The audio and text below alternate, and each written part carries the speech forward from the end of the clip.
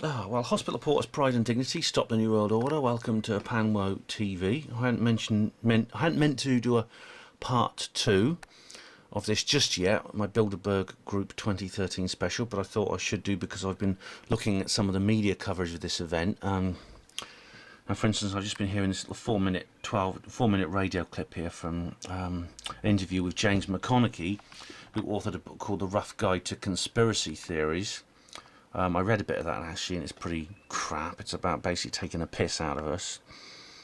The most extreme, he says here, these groups allow protesters to project their own fears onto them. In the US, the most extreme fear over Bilderberg is of a hidden cabal run by the European Union, threatening American freedoms. In Europe, the view is often free market elite trying to push through a right-wing agenda. Well, actually, that's actually not true. The problems I've encountered with the Bilderberg Group actually cover both sides, and many of us who are concerned about the Bilderberg Group, are much more sensible than that. We're much more rational. Basically, they also quote David Aronovich as well, who's not someone who I'm not very keen on. Anyway, it's we got Professor Chris French. Oh, they have to, don't they? They have to put him on. Some people are more susceptible to others than believing in wacky. Some people are more susceptible than others to believing in wacky cabals, says Professor Chris French, MBA. Yeah, it's people who tend to be alienated by the mainstream, who feel powerless.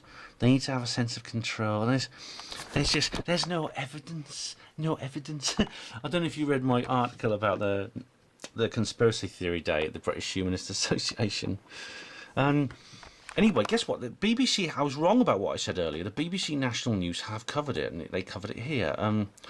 This is actually the politics show, and they've actually got it here. They take the piss a bit, the BBC do, they have to take the piss. But later on, they have on Tony Gosling, who actually works for the BBC, or used to. And he does quite a good show, actually. They treat him quite well, better than I expected. So it seems like, David Icke just put something up on his website saying, finally the Bilderberg Group is dragged out of secrecy, and that's partly true. Now it is still unfortunately secret, and still it's only got very, very light coverage by the media, not half as much coverage as it deserves, but it still is not as black as it used to be. The Bilderberg has never published anything, but in 2009 it set up its own website, as I explained in a previous film, the Ditchley Park movie. I'll put a link in the description box if I remember. And so this is encouraging. I must say it is encouraging. It seems like there is at least more awareness of it now. So we've achieved something, I think. 10 years ago it was just completely ignored by the media. In 1998 the Bilderberg Group met at Ayrshire in Scotland at a big sort of like golfing venue, as they tend to do, and the security operation for the Bilderberg meeting at that time was the biggest ever operation in Scottish police history. But if you go to a museum of the Scottish police, you won't see it mentioned there, and it was not mentioned once anywhere in the media. Now, of course, it's very, very different. Anyway, let us continue, because, funnily enough, I've been looking at Channel 5's schedule, right? This is very odd. Let's look what they got, right? They have the usual Home and Away and 5 News this evening, and then they have Britain's Closest Encounter, which is a repeat of a UFO program about. I remember seeing it a little while ago. I can't remember what it's about, but it includes the sighting of PC Alan Godfrey, who had a very, very interesting close encounter when he was out one night in his police car. And then they had Did We Land on the Moon, which is. I think it's probably. I haven't seen it actually. It's still running right now, and basically, my housemates are watching TV, so I'm going to have to watch it on iPlayer as soon as it's available. But I think I've seen it anyway. Did We Land on the Moon? It's basically a program discussing whether the moon landings were real or whether they were faked, and it provides interviews with people, about it. I personally think it was faked, but others disagree. Even within the truth movement, there's people who disagree. And then at 9 o'clock we have Coma. and this is very interesting because it's like a series, obviously, but it's a very, very interesting film or TV series, maybe, I don't know, but it's about. I read the book of it actually. It's from a book, which is by Robin Cook, who I mentioned before, I think, in one of my movies. He wrote a book about basically a group of people in a hospital are working for organ snatchers, and what they've been doing is a couple of the doctors are involved, and people have been going in for operations, and they've been killing them with poison gas while they're on the table being operated on, and taking them to I will put them in a coma rather with operating while they're being operated on, and they take them to a special clinic where they snatch their organs.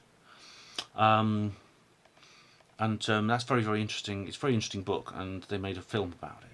So that's a kind of conspiratorial film, because there's conspiracy theories concerning hospitals and the NHS. I know because I was in the NHS, of course. Now, very interesting. I've been going through tweets and going through Twitter, and on Twitter we have Brian Cox here. I do follow him, but I'm sort of like becoming more and more hostile towards him every day, because he says here, he's tweeted, "If ever I have the misfortune to meet the fish head who commissioned the shit on Channel 5 about the moon landings, I will punch them." Oh, he's very, very, he really is, he hates anyone who disbelieves in the moon landings, and you know, he's well, I put here, I don't believe in censorship, Brian, but I'm sure you'll be allowed to put the other side of the story across on TV. I was a bit sarcastic there because, let's face it, Brian Cox is always on bloody TV, isn't he? Funnily enough, with me and Heidi, when we did our film in Brighton the other day, we were talking about Brian Cox. It seems wherever you go, bloody Brian Cox comes up. He's just like, I mean, I don't think he knows anything about, you know. I think he's being used for propaganda, definitely. He's, you know, to promote things like he's very much a skeptic, so he promotes official science and things like that. But I honestly don't think he's sort of like lying deliberately. I think they're just stroking his ego, and which, let's face it, is a very, very easy thing to stroke, because it's a site you can easily see it because it's so huge. And then you know, he will do whatever you want. He's one of these people you can just pander to their ego and they'll do whatever you want. Anyway, that's a bit of news there about the media coverage for the Bilderberg 2013. It's now 20 to 9, so I'm gonna have to get some sleep, because otherwise I'm gonna end up being too tired tomorrow to go there. If I can sleep, because I'm so excited. Anyway, I better I was just top the camera's batteries up. I'll have to do it again. Hospital porters, pride and dignity, stop the New World Order.